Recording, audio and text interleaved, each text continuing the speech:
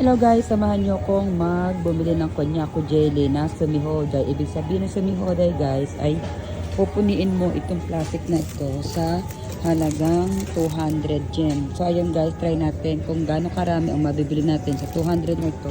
Napupuliin daw itong plastic na ito guys. Kaya samahan nyo ko guys.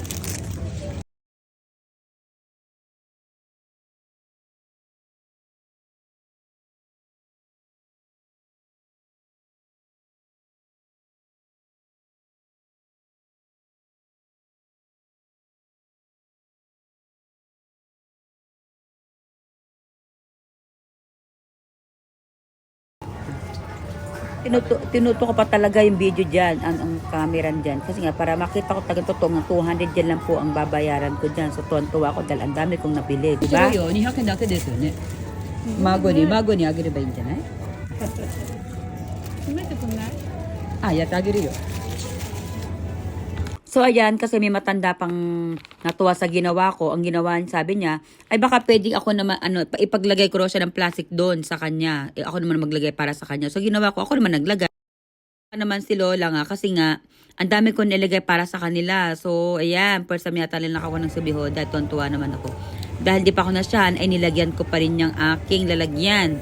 So nakapaglagay din ako niya siguro ng mga ilang piraso din yan para nagdagdagan naman yung aking nilagay sa supot. Tapos nga nagkatapon-tapon na siya dahil nga naman sa sobrang dami niya ay apaw na.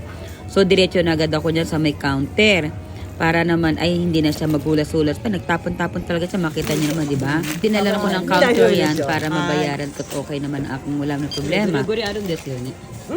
Delivery aron desu yo ne. ねえ、どれくらい結構入ってますね。ごめんね、ちょっとビビ吸ってるから。クーポンあります？あ、クーポンないな。大丈夫です。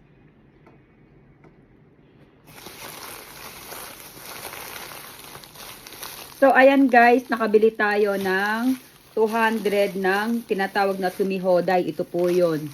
Ito yung tinatawag na sumihoday na sa 200 na yan, kailangan puniin mo ito isang ganito na hanggat mag-iitsura niya ay magiging hanggang gabundok yan ay ganyan po talaga ang sumihoday dito. So guys, nag-enjoy naman ako dahil nga ay talagang gusto mo rin kasi ng anak ko na magkano sila chichiriang ganyan. So, bibilangin natin ngayon kung ilan itong nakuha natin sumihoday na to lahat.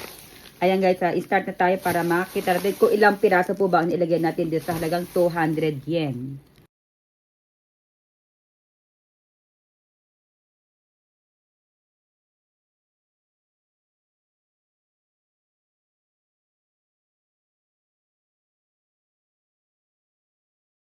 So ayan guys, ay nakapaglagay tayo ng 93 pieces sa isang plastic na ganito. So susumahin mo ay sulit na guys yung ating nailagay na 200 na binayaran 200 yen para lang makakuha tayo ng 93 pieces. So kung ibebenta natin to ay halimbawa sa piso isa, puhunan natin ay 70 pesos, pero na tayong 23 pesos na tubo, o di ba?